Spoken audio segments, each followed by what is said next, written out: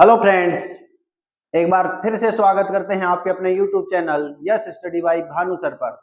मैं आपका दोस्त आशीष शेखावत आपके लिए लेके आए हैं इस वीडियो में राजस्थान हाई कोर्ट एलडीसी 2023 का जो एग्जाम हुआ उसकी जो expected cut off typing test के लिए।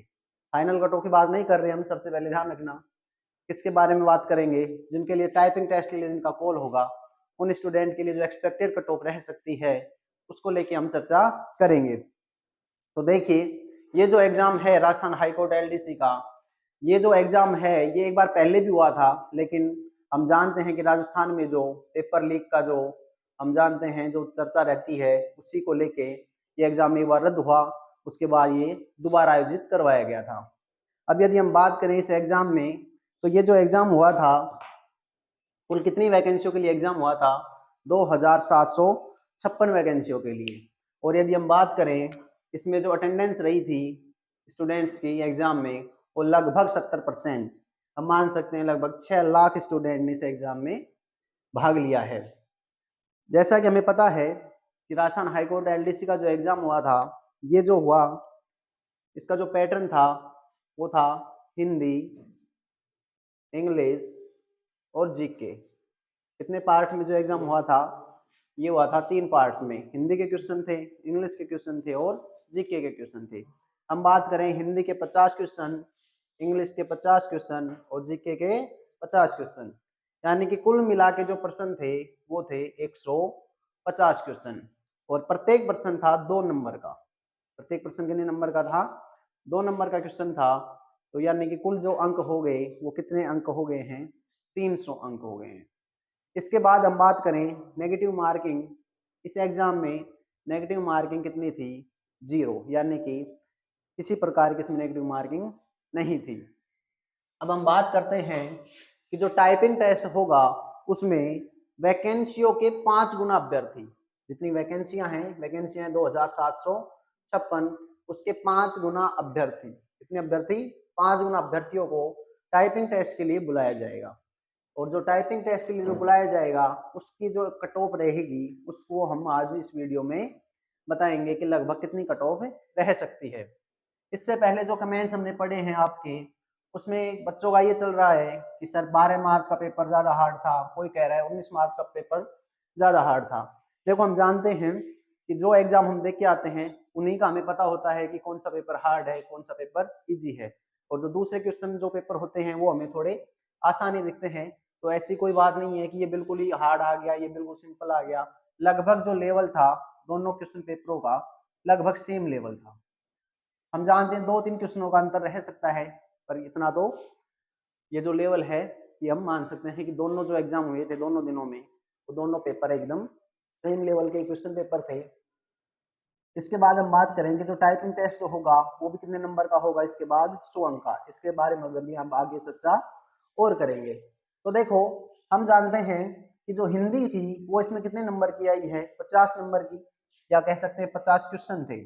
इंग्लिश के कितने क्वेश्चन थे? इंग्लिश के भी 50 क्वेश्चन और जीके के भी 50 क्वेश्चन। अब हम बात करते हैं एक एवरेज स्टूडेंट, जो कट ऑफ हम मानेंगे वो एक एवरेज स्टूडेंट का जो लेवल होता है उसके अनुसार हम एक्सपेक्टेड कट ऑफ पर बात करेंगे। यदि हम बात करें एक एवरेज स्टूडेंट की, ये एक एवरेज स्टूडेंट इस एग्जाम में कितना क्या कर सकता है?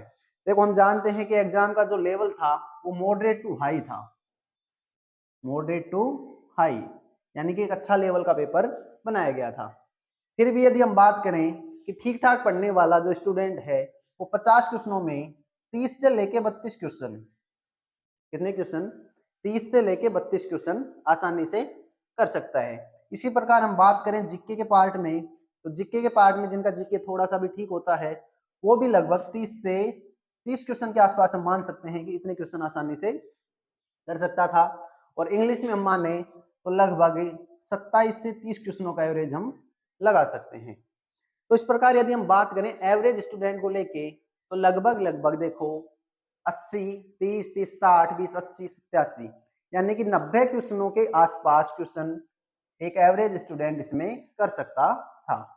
इसके बाद हम देखो बात करते हैं नेगेटिव मार्किंग। यदि नेगेटिव मार्किंग होती तो इनमें क्वेश्चन कम होते, क्योंकि नेगेटिव मार्किंग में क्वेश्चन कटते हैं। लेकिन नेगेटिव मार्किंग ना होके यहाँ पे कोई नेगेटिव मार्किंग नहीं थी, तो हम जानते हैं कि जो कुछ तुक्के मारने जिनको हम मान सकते हैं कि जो तुक्के लगे होंगे वो भी लगे होंगे क्वेश्चनों में। तो हर पार्ट में हम दो दो क्वेश्चन को यदि एवरेज लगा लें तो देखो 30 30 60 60 और 27 87 यानी कि 88 89 के आसपास ही क्वेश्चन, और 6 से लेके 7 यदि हम तुक्कों को मान लें तो लगभग 96 से लेके 97 सवाल एक ठीक ठाक अटेम्प्ट या ठीक ठाक स्कोर हम मान सकते हैं। तो इसी बेस को हम आधार मान के, इन्हीं क्वेश्चनों को हम आधार मान के एक एक्सपेक्टेड कट ऑफ बता सकते हैं। तो हम बात करेंगे जो टाइपिंग टेस्ट के लिए जो कट ऑफ होगी जनरल के लिए, वो लगभग 200 से लेके 210 नंबर, कितने 200 से लेके 210 नंबर, क्योंकि ये डिपेंड करेगा नंबर ऑफ वैकेंसीज। जो वैकेंसियों की संख्या है वो थोड़ी सी हम कम देख पा रहे हैं कि 2756, तो ये लगभग कट ऑफ जनरल के लिए 200 क्वेश्चनों से 200 नंबरों से लेके 210 नंबर के आसपास रह सकती है। तो ये जो कट ऑफ बता रहे हैं हम पहले बता रही है टाइपिंग टेस्ट के लिए है, ये कोई फाइनल कट ऑफ नहीं है। टाइपिंग टेस्ट के लिए जिन स्टूडेंट को बुलाया जाएगा यदि उनके 200 से लेके 210 नंबर के आसपास बन रहे हैं तो उनका कॉल हो जाएगा। इसके बाद हम बात करते हैं ओबीसी। तो हम जानते हैं जनरल और ओबीसी में कोई ज्यादा फर्क नहीं रहता है, तो इसका जो कट ऑफ है वो रहेगी लगभग 195 से लेके 210 तक ही मान सकते हैं, 195 से लेके 210 क्वेश्चन। इसी प्रकार यदि हम बात करें एमबीसी कैटेगरी की, एमबीसी की जो कट ऑफ है वो 190 से लेके 200 क्वेश्चन, या फिर हम मान सकते हैं 205 नंबर।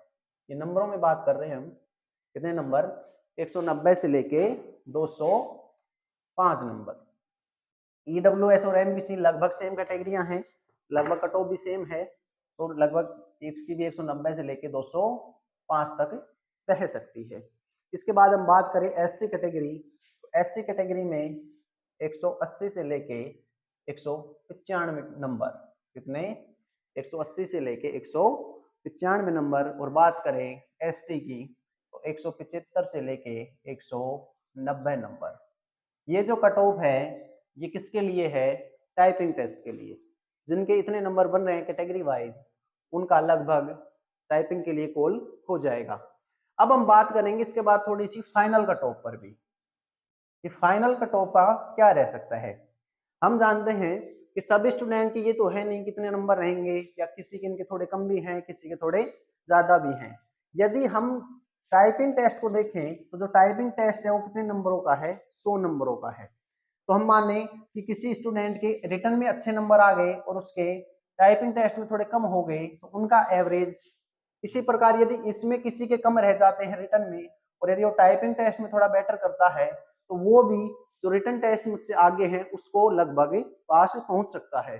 तो ये नहीं है कि जिनके कट ऑफ से थोड़े कट ऑफ के आसपास नंबर रहे तो वो सोचेंगे कि ये 5 गुना की कट ऑफ है तो हम पीछे रह गए, ऐसा कुछ नहीं होगा इसमें। इसमें जो मेन जो रहेगा वो टाइपिंग टेस्ट के नंबर पे डिपेंड करेगा। तो जो जिनके यहाँ पे थोड़े कम नंबर हैं वो टाइपिंग टेस्ट में बेटर करके अपना स्कोर अप कर सकता है। तो दोस्तों ये जो वीडियो था ये हाईकोर्ट एलडीसी के ऊपर जो कट ऑफ पे हमने चर्चा की है उससे रिलेटेड था। तो यदि जानकारी अच्छी लगी हो तो अपने दोस्तों के साथ शेयर करें और पढ़ते रहें और चैनल को सब्सक्राइब करें। Thank you.